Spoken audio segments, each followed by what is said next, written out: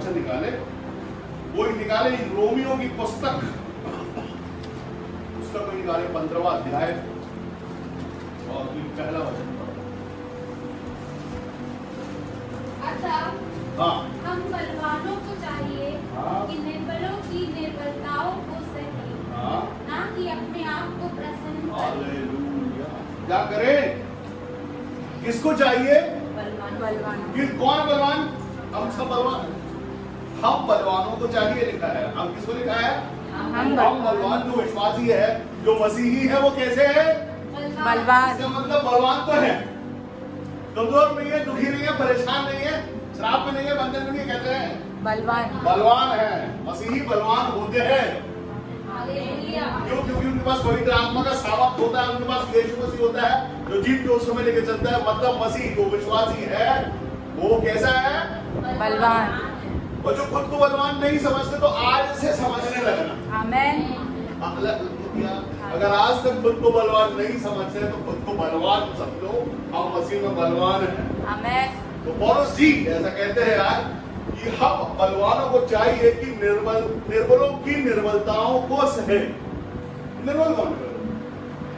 मसीह बलवान, निर्बल कौन है? सच्चा हम तो बलवान है, तो निर्बल कौन है? जो मसीह में नहीं है और होने के बाद में नहीं है, तो वो है निर्बल, जो अपने आप को बलवान साबित करना चाहते हैं, अपने आप को बलवान दिखाना चाहते हैं, खुद को ज्यादा ताकतवर दिखाना चाहते हैं, उनको सहने के लिए लिखा। हालेलुया। जैसे आप सड़कों पे चलते तो बलवान दिखना शुरू हो जाता है। कई जो मोटरसाइकिल पे स्टंट करते बलवान है, उनको लगता है स्टंट करते हैं, थोड़ा अच्छा जबरदस्त का हिसाब किताब उनका। ऑफिस में कोई दबंग, खुद को दबंग समझते हैं, स्कूल में, कॉलेज में, हर जगह पे जो अपने आप को बलवान समझते हैं, मसीहों के लिए लिखा कि वो उनको सहे, क्योंकि असल में वो दिखावा करते हैं बलवान होने का, लेकिन बलवान वो है जो सहता है। कौन बलवान? जो सहता है, सहने वाला बलवान है, ताकत दिखाने वाला बलवान। यीशु मसीह को जब घोड़े मारे जा रहे थे, वहां दो लोग थे। एक तो खुद को बलवान समझता था, जिसके हाथ में छड़ी थी, जिसके हाथ में बेट था, जिसके हाथ में घोड़ा था, लेकिन इसके पहले कि वो छड़ी यीशु मसीह को पड़ती, उसके पहले से यीशु मसीह तैयार है, वो मालूम है कि अब लगेगी और ऐसी लगेगी।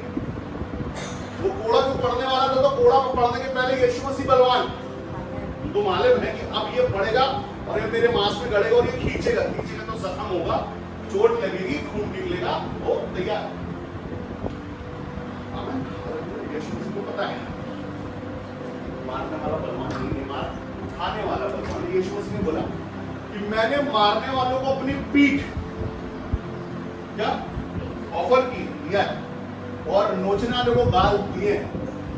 कौन बलवान है? यीशु मसीह बलवान है, सहने वाला बलवान है। उसको मालूम है कि मेरे ये जख्म, ये चोटें सहने से ये सारे संसार का उद्धार, कल्याण और आशीष और चंगाइयां होनी है, इसलिए मैं सहने वाला हूं।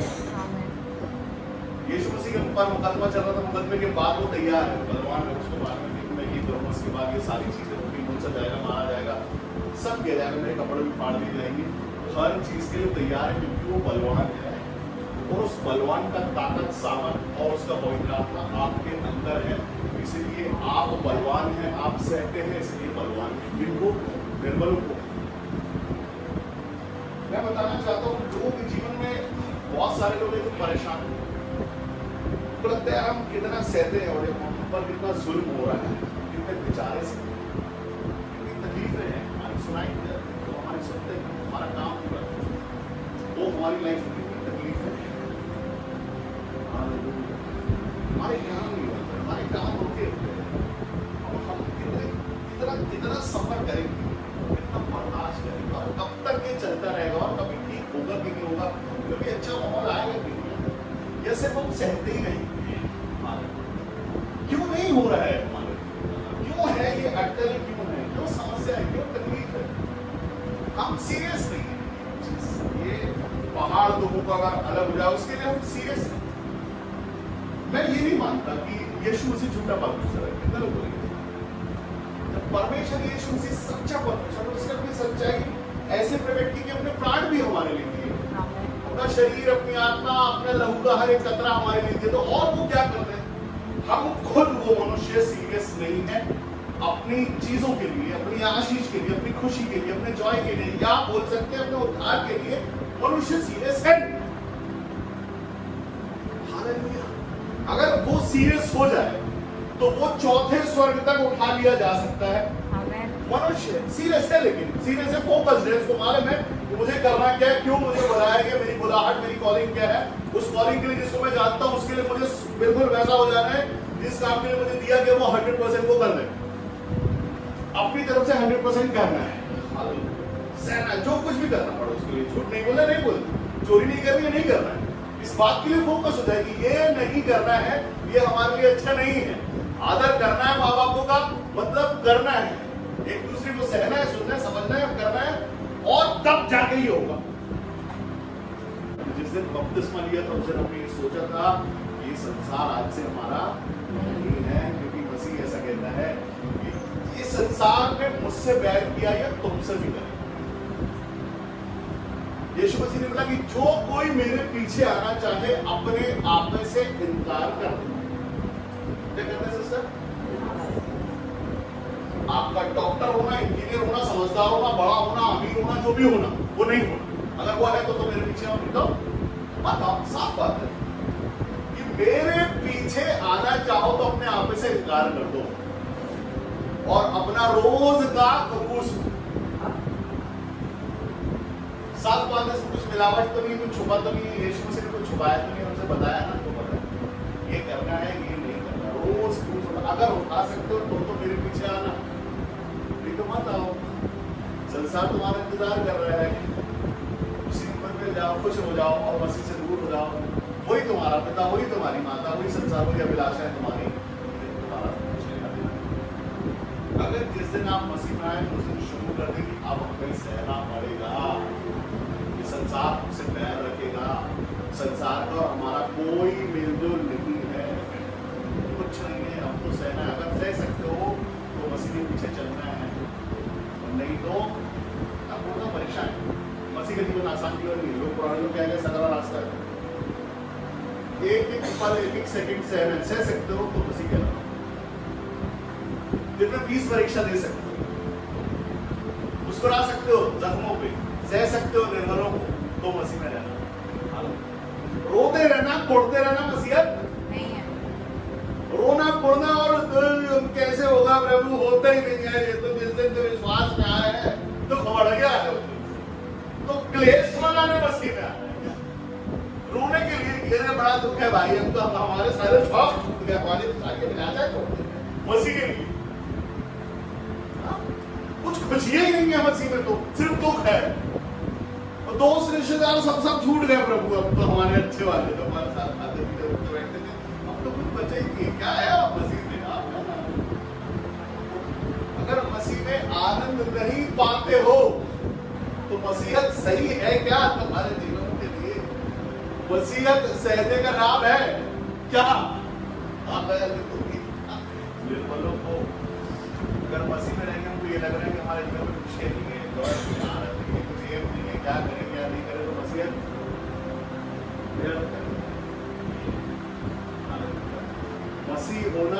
मसीह होने में अगर आपकी तारीफ नहीं हो रही है, आपका चेहरा नहीं चमचमा रहा है, अगर आप कुछ नहीं हो रहे हो तो मसीहत व्यर्थ है आपकी।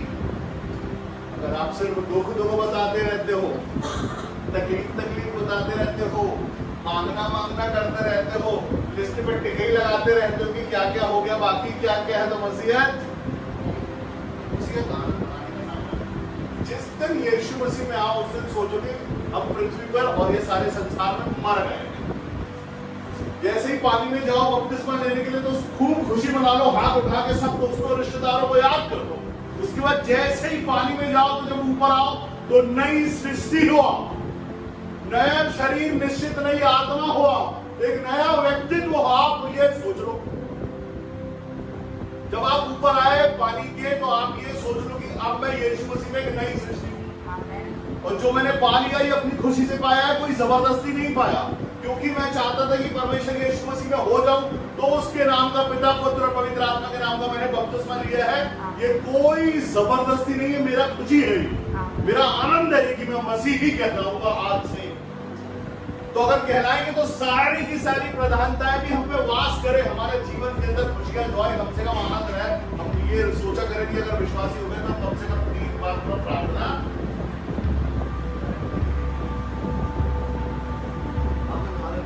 तब तो परमेश्वर आपको पहचाने, तब तो लिखा अपना हाथ अपना नाम उसकी हवेली में ढूंढ पाओगे बंद आंखों के साथ आनंद मनाते हो। जब परमेश्वर का आनंद नहीं पाओगे, उसकी नजदीकी में नहीं रहोगे, दुख में ज्यादा कैसे आऊंगा, कैसे उसके करीब पहुंचूंगा, कैसे होंगे तुम्हारे जीवन में काम, कैसे तुम होंगे आशीष पे आशीष के भागी और अनुग्रह पर अनुग्रह के भागी कैसे। क्योंकि यहाँ तो दुख इतना है, तकलीफ इतनी है, सहने इतना है, तो कहाँ आनंद पाओगे। वचन कहता है निर्बलों को सह लो। अगर आप निर्बलों को सहते हैं तो निश्चित बलवान कहलाते हैं। दुखों को सहते हुए आगे चलते हैं। लिखा है वो मुकुट जो है जीवन का, वो आपके लिए रखा हुआ है। उतने सारे जितना तकलीफ उठा सकते उठा के वहां अगर पहुंचने पाए वो आपका। एक समय पर दुख है, एक लेवल पर दुख है सब कुछ। एक लेवल पे एक समय जब तक नहीं आता तब तक आप तकलीफों से,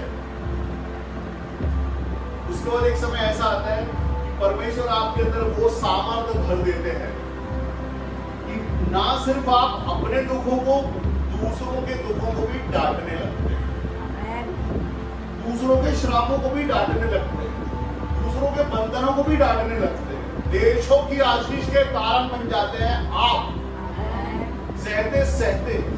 ये पहली सीढ़ी है। आनंद मनाना, परमेश्वर में आनंद मनाना, मजा परमेश्वर में आनंद मनाना, मतलब अगर सबसे पहले आप ईमानदार हो तो परमेश्वर में आनंद मना पाओगे। जब तक आप अपने आप को किसी चीज के साथ बांध के रहोगे, जब तक सहते रहोगे, जब तक दुखों का पीछा नहीं छोड़ोगे तो कठरिया रोज उठानी पड़ेगी। लाद के कमर बैठ करके चलना बोझ उठाने से पहले बोझ का नाम देख लो, राम रख दो बोझ का, उसको रखो वहीं बोझ को, बोझ के लिए प्रार्थना करो। सबको ये याद करो, दूसरों का लेख लो, काम बनाया आज यही रख के जा रहे हैं उसको, बोझ को यही रहेगा, लेके नहीं चलेंगे लोग उसको, वो बहुत आने पड़ता है उसको यही रख रहे हैं। इसका नाम आज से ये एक किलो का कम कर दे रहा हूँ, बोझ लादने से अच्छा है प्रार्थना।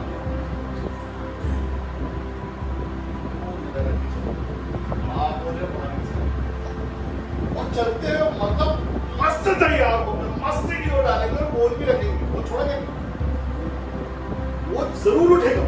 कहीं जाने से पहले वो गठरिया सब अच्छा हो जाओ, सोचोगा ये बोझ दिखने लगे, अच्छा तैयार हुआ बढ़िया, और सर के ऊपर बांस मार दी गठरिया है। मर्सिडीज बेंज में लोग गठरी से रुके, जेबें भरी हुई दुख से, क्या दुख है, दुख है। ब्रांडेड कपड़ों में इतनी बड़ी जेबों में दुख भरा है, कैसे लोगों को। यीशु मसीह ने बोला है कि उठाना है, उठाना है, तो ऐसी वाली उठाना जिसको जरूरत की है, ऐसा दुख जिसका कोई सर पैर नहीं, ऐसा दुख जो खत्म होने का ही नहीं है, ऐसा मनुष्य जो बदलने का ही नहीं है, ऐसों का दुख और बंधा हुआ तो चल रहा है, रस्सी से खींचता चला आ रहा है,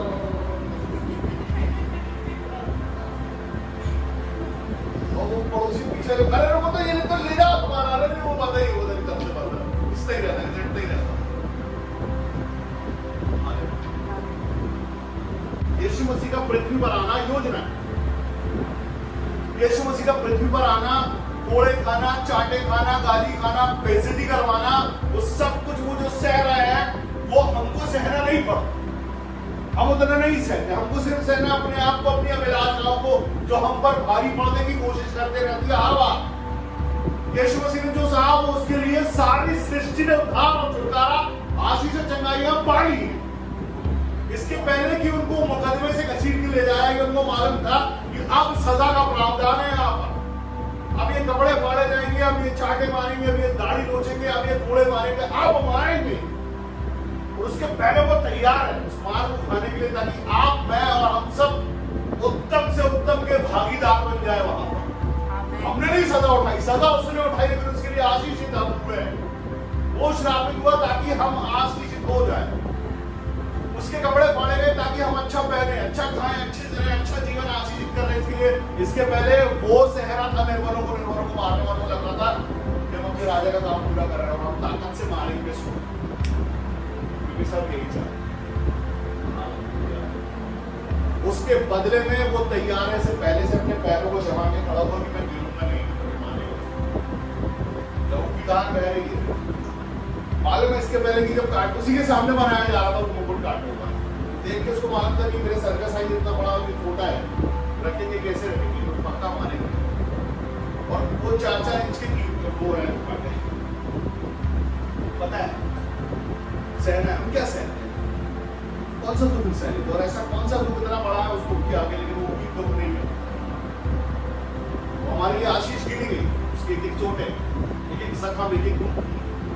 उसकी देह भी जब क्रूस पे थी, प्राण त्यागने के बाद, उसके बाद भी भाले से मार के चेक किया गया था कि पानी सब कुछ। हम कैसे कौन सी बात है, लोगों की बातें वो बुरी लगती, ताने लगते हैं, ताने मारता है उसको सहते हैं, तंग करता है उसको सहते हैं। शिकायतें हमारी किसी को नहीं, ये शिकायत है कि हमारी अच्छी नौकरी के लिए, शिकायत है कि बच्चे देखने के लिए, ये शिकायत है कि हमारे रिश्तेदार हमारे साथ अच्छा व्यवहार नहीं करते, ये शिकायत है कि मेरी मम्मी ऐसी, मेरे डैडी ऐसे, मेरे भाई ऐसे, मेरी बहन ऐसी। बस ये है शिकायत है हमारी, ये सहते किसी भी हो गया। अगर सहना है तो सहने के बाद एक नया जीवन आशीष का आपका इंतजार कर रहा है। एक से ऊपर नहीं आना चाहते क्या मसीहा, एक से ऊपर जाना है, हो गया, जी चुकी, सिर्फ यही थोड़ा ना रहना है।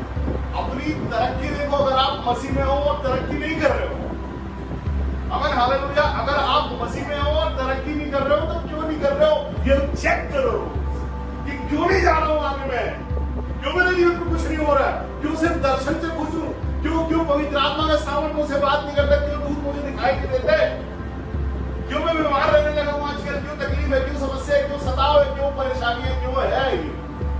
हालेलुया, हम तो उस परमेश्वर की संतान है, तो सामर्थी परमेश्वर, सृष्टि को रचने वाला परमेश्वर है, वो हमारा पिता है। हम उसकी संतान है और कांटेक्ट नहीं है, बहुत समय से बात नहीं हुई, ऐसा कैसे होगा, मेरी बात नहीं होती, हम दर्शन नहीं देख पाते, हम दुखी रहते हैं, हम दर्द में रहते हैं, तकलीफ में रहते हैं, कमजोरी में रहते हैं, कभी घटियों में रहते हैं। क्यों रहते हैं, क्यों उत्तम से उत्तम तुम्हारा नहीं हुआ, क्यों नहीं हुआ, क्या कनेक्शन है, कहां चूक हुई, कहां रुके हैं। आप पवित्र शास्त्र खोलते हो तो क्या सोच रहे हो, अपने सवालों के जवाब के लिए, या इसके हम आज ऐसा रैंडम नहीं यार, हम उसमें कुछ जवाब नहीं ढूंढेंगे। आज हम सोचेंगे कि परमेश्वर कुछ बात करने वाले हैं और कोई,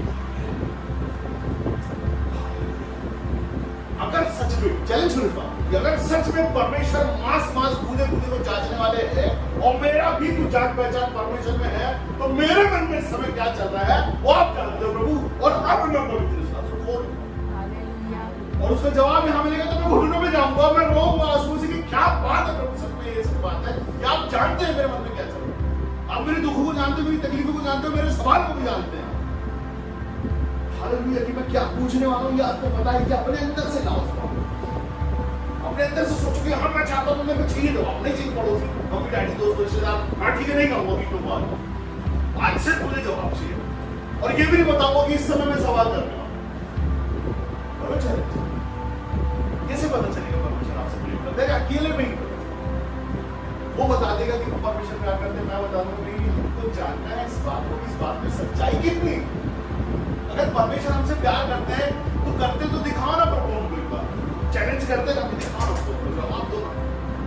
आज नहीं दोगे, आधे घंटे बाद देना, 1 घंटे बाद देना, शाम को देना, सुबह देना। क्यों सीरियस नहीं है इस बात को, एक बार नहीं जवाब नहीं आ रहा, 3 बार देखकर जवाब नहीं आ रहा, 4थी बार देखो, 5 बार देखो, 10वीं बार देखो, देखो ना बैठे रहो, उठो बदल से प्रार्थना कर रहे हो, प्रेजेंस नहीं मिले, कितनी ताकत तुम्हारी घुटनों में से हो। आज बैठ आधा घंटा, 1 घंटा, 2 घंटा, 3 घंटा, 4 घंटा, 5 घंटा, 6 बजे तक है ताकत। हम कितने सीरियस इस बात की, परमेश्वर अगर आप चाहते हो परमेश्वर आपसे बात करो,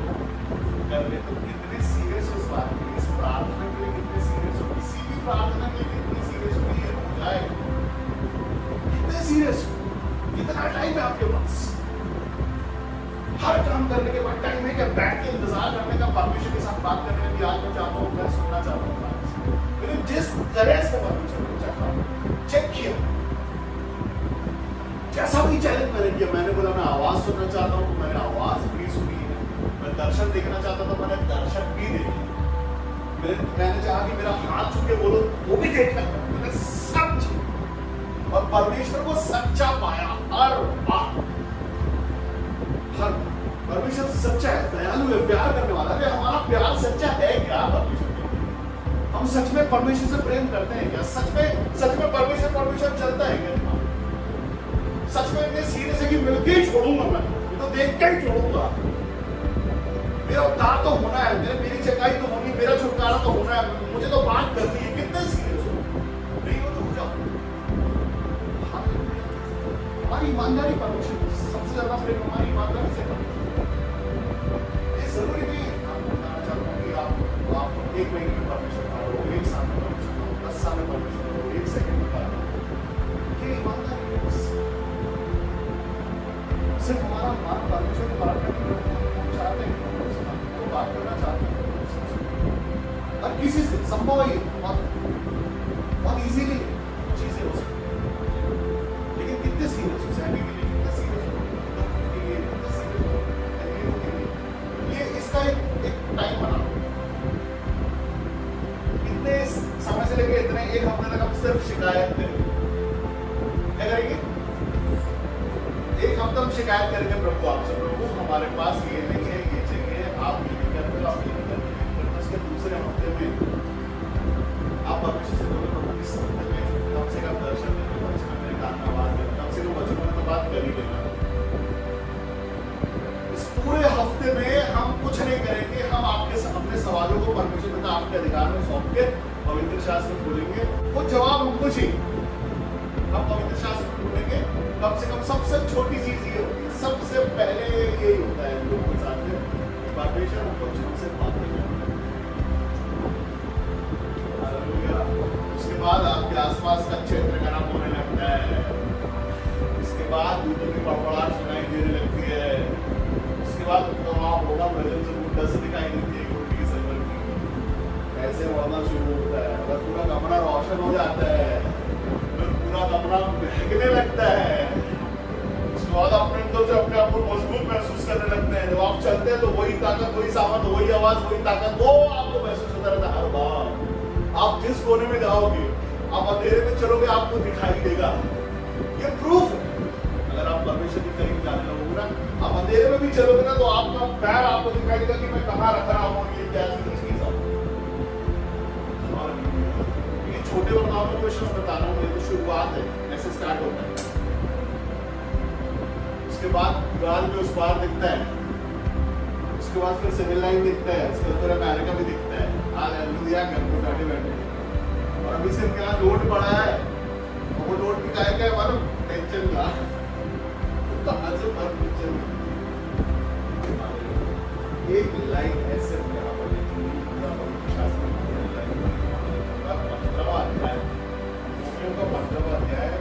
और पहली लाइन, पहली आयत आता है, हम बलवानों को चाहिए, मतलब हम बलवान हैं कि निर्बलों की निर्बलताओं को सहे, ना कि अपने आप को प्रसन्न।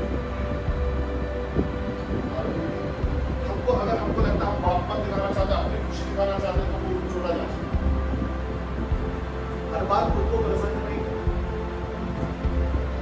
और प्रसन्न अपने आप को कौन करेगा पता है? जो अप्रसन्न है वो, जो पहले से प्रसन्न है वो खुद को प्रसन्न करेगा। तो जो अंदर से खुश है, आनंद में है, परमेश्वर की उपस्थिति के अंदर है, वो खुद को प्रसन्न करेगा। क्यों? क्योंकि वो तो प्रसन्न है ना।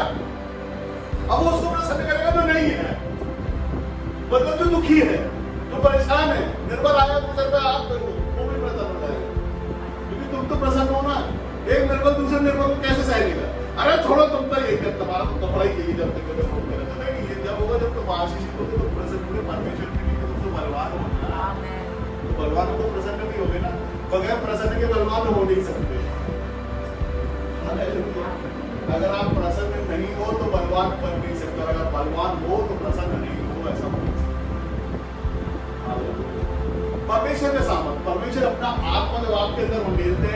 उसके पहले उस जगह को चेक करते हैं ये बर्दाश्त कर पाएगा कि नहीं,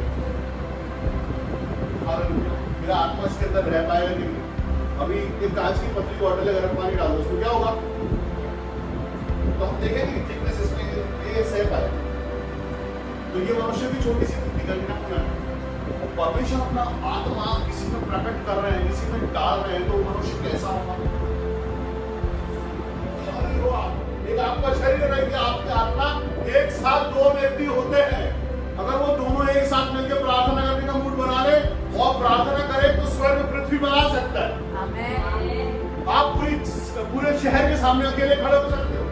आप एक तरफ से आशीष चंगाई या छुटकारा बांट सकते हो, तो दोनों व्यक्ति को एक करोगे तो वही है। आत्मा चाहता मुझे वर्शिप करनी है और शरीर कहता थोड़ी देर और छोड़ेगा। आत्मा बड़े धीरे है, शरीर आत्मा शरीर ठीक है,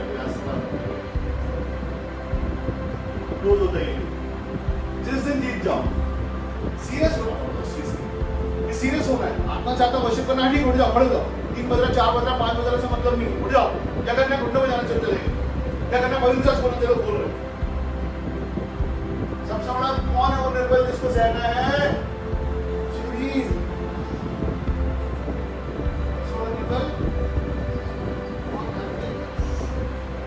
बहुत काम किया है, समझ नहीं सकते हैं कैसे होता है। थोड़ा 9 महीने मोटे के ज्यादा जाके काम आटा पर और ग्रो करो, सिर्फ एक कर लेते हैं पैर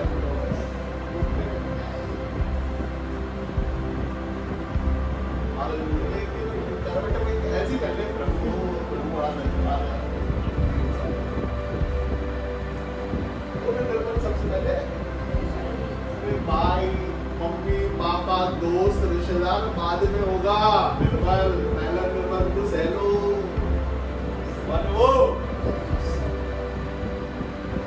इससे अगर जीत गए ना तो सारे संसार को जीत गए। पहले यही युद्ध लड़ दो, शरीर आत्मा लगने लगे, आत्मा बलवंत हो रहा, मतलब काम चालू हो गया। उठ जाओ मतलब उठ जाओ, घुटने पे चले जाओ तो चले जाओ, बोलो बोलो। वो क्या बोलेगा, ये क्या बोलेगा, पड़ोसी दोस्त रिश्तेदार हस्बैंड वाइफ मम्मी पापा भाई बहन, वो क्या बोलेंगे से मतलब नहीं है। वो क्या बोल रहा है इस समय, कब लोगों पर पवित्र आत्मा प्रकट होता है मैं आपको बताऊं। आत्मा अंदर से बात करता है प्रार्थना के लिए, उसको तकलीफ है, वो चाहता है प्रार्थना करे, करो प्रार्थना। नहीं करते हो तो तुम सबसे पहले उसको दबा डालते हो। वो पवित्र आत्मा को ठूस देते हो नीचे की तरफ, नहीं अभी तक को गुस्सा करना है, अभी तो चिड़चिड़ाना है, अभी तो ये काम, अभी तो बीच में निकालना है, अभी तो दबाने की चीजें करनी है। आत्मा को दबा देते हैं। आत्मा चाहता प्रार्थना को छोड़ो सब, जैसा कि हालेलुया, सब्जी लेने जाना है, पानी करना है, ये करना है, रोटी बनानी है, सब करना है, ठीक है करना है। कौन कहता हाथ को बनाओ तो रुकिए निवास करो,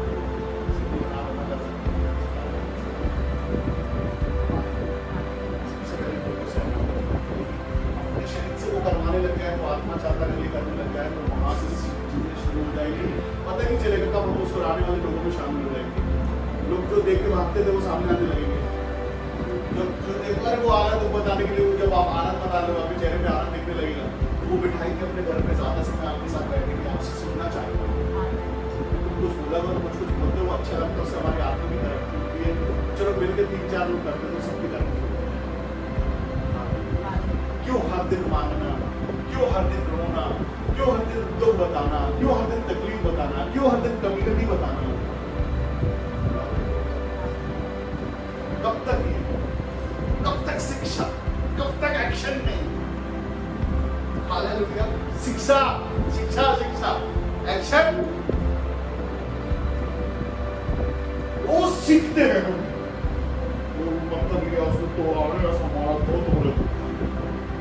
देख रहे हो रहा है, अभी उसके और थोड़ी देर तुम्हारी पैंट कर दी, तुम कब करोगे।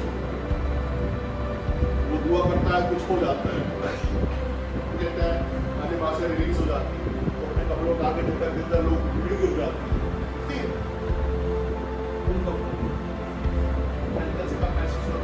छोटी चिड़िया लिखती रहेगी या सनसनाहट के साथ तूफान चला करेगा। अब तक सिर्फ आनंद चाहिए, तुम करो हमको आनंद मिले, तुम करो हमको आनंद। तब तक हम अपना आनंद जनरेट नहीं कर पाए। जैसे कि अपना आनंद अपने अंदर से जनरेट करने लग जाओगे,